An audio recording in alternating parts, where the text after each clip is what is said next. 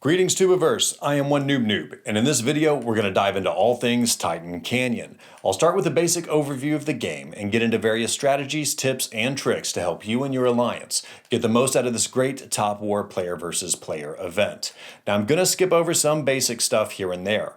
I also had to leave several strategies out of this video to keep it kind of short. So if you want more Titan Canyon strategies, let me know in the comments and smush that like button. I'll be more than happy to do a follow-up of more strategies if I see a lot of likes in this video. I'm leaving it up to you. You should be playing Titan Canyon every time it comes around. You don't lose any troops, and Top War did a great job with the rewards in this event. Titan Canyon is a whole lot of fun, and believe it or not, can actually be a heart-pumping, pulse-pounding good time. There is so much of Top War that's just this ho-hum daily grinding. It's great to break up that cycle with a little bit of the old ultra-violence. Even if your alliance is getting beaten to death in Titan Canyon and you feel like an abused chew toy for an overly aggressive pit bull, the rewards are still good, so enjoy the beating and take your goodies back home with a smile.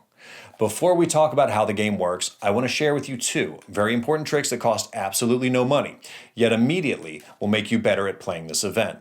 Now I know a lot of us play on our phones, and you know I play on my phone a lot, just by looking at the screens I show in videos. A lot of videos I share in this event will be on my phone screen as well, and they're going to look a little something like this, okay? But you really want to play this event on a screen that looks more like this. This is the view from my computer screen, using the free Top War web browser version of the game. The larger the screen, the better, because you can see more of what's going on. It's kind of like the difference in between standing in a trench using binoculars to see the enemy versus having an aerial drone. I don't know about you, but I'd rather hang out in a building with my squad, comfortably sitting in a chair, rather than risk a bad case of swamp foot chilling in a trench. The choice is yours, my friend. For most of this video, I won't use the screen because it's in the way of other stuff I want to show you, so let's get that out of the way for now. Welcome back. The second trick is using a voice channel in Discord. It will turbocharge your alliance's performance in this event. You'll see why as I start going through strategies. You gotta call stuff out. Outside of these two tricks, how you use them will depend a lot on what strategies you use as a team. Also, the screams of your allies can be fun, regardless of if they're screaming about porting someone or being smushed themselves. It just adds to the tension and the fun of the event, okay? So with that out of the way, let's talk about basic mechanics and points in the game. There are 4 phases to this game. They all matter. The first phase is 5 minutes long, and it's your prep time. If you have paints from Amalia or if you have Villers, you might want to put them on right before you jump into the game.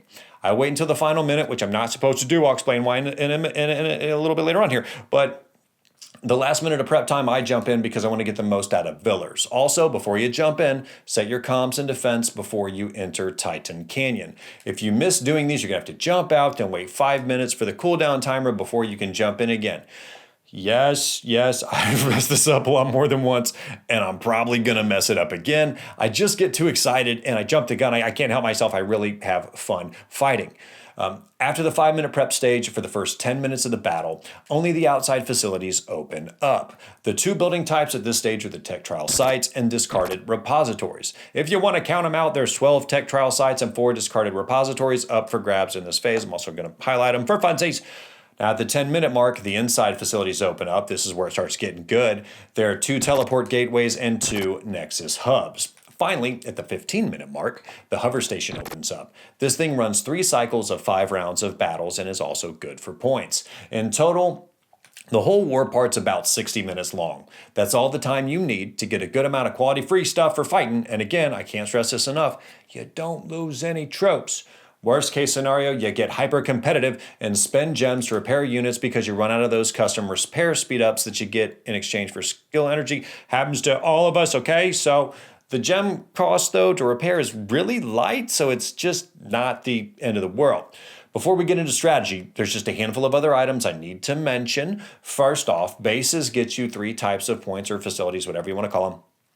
Alliance score points, individual score points, and finally skill charge points. All 3 matter. The longer you stay in a facility, the more bounty points build up, and when someone smushes that base, a bunch of little purple gems pop out. They're called bounty points. They appear around it.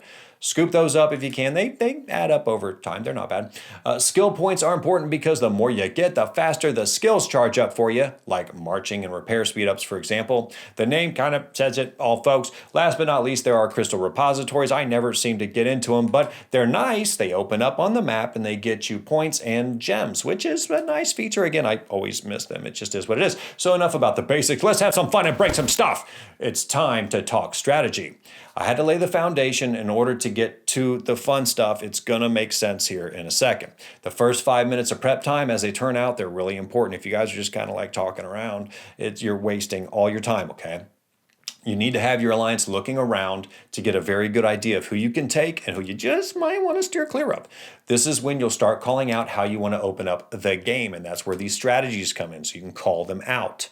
In our overall strategy as a player, we want to combine getting enough alliance points to win with enough individual points to get great rewards as well. This means you're going to have to take buildings, sit in buildings, smush, and get smushed in game. In our first 10 minutes of the war, we have 3 basic strategy types, okay? The first one is something that I call the standard opening. Sorry, everybody does it. It's very boring, but here it is. In the standard opening, you take the 3 tech trial sites and the discarded repository near your alliance and plop a march in each one.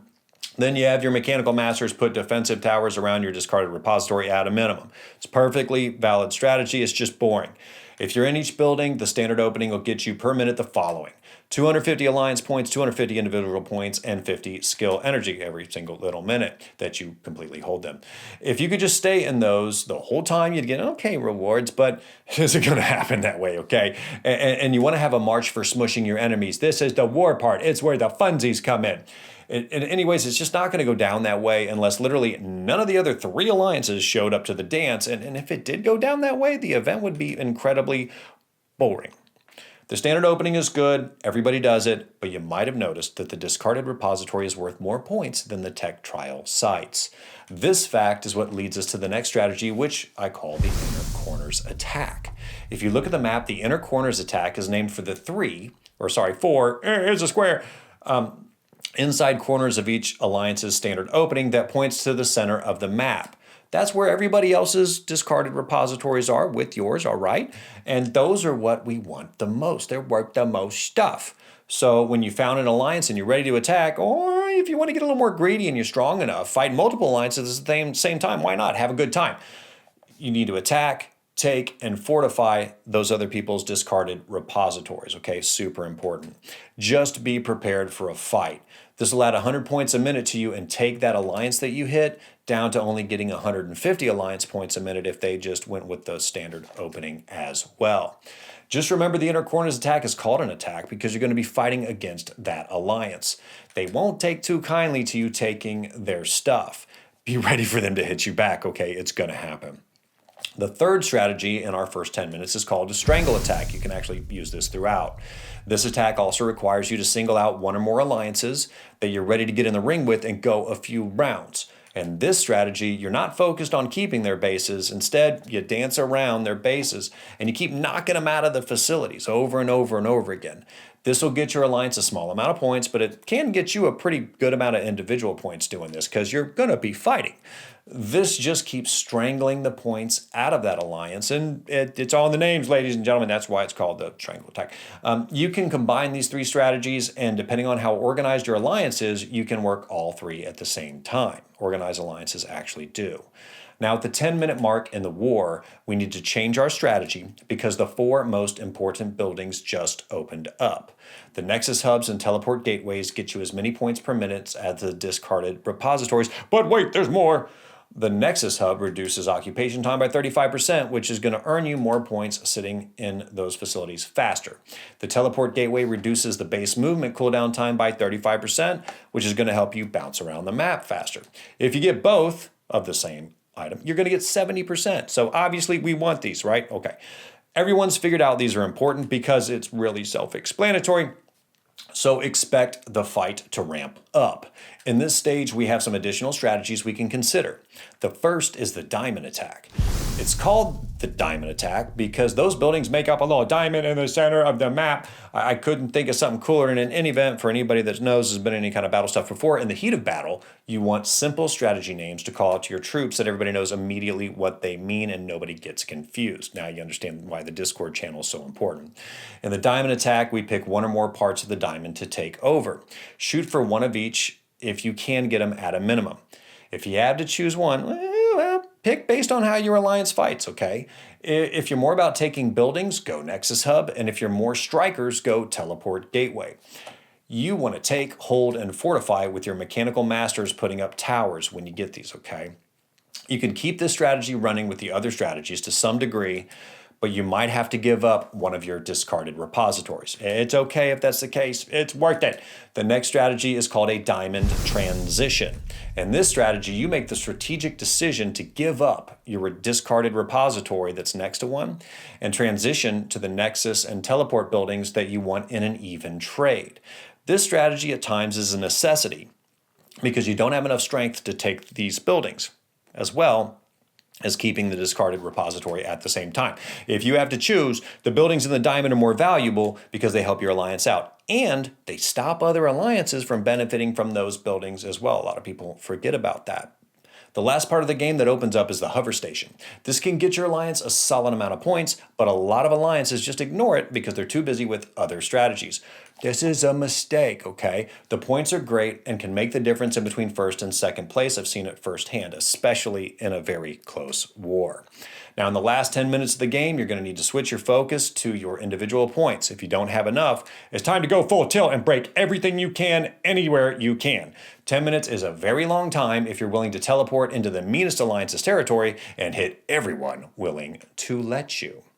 It's a lot to take in, I know, but it's a deep event, and I've left out a lot of strategy, okay? Please let me know your thoughts in the comments below. And again, if you want me to do a video continuing with strategies, smush that like button. There's a lot of strategies I left out, not a little bit, okay?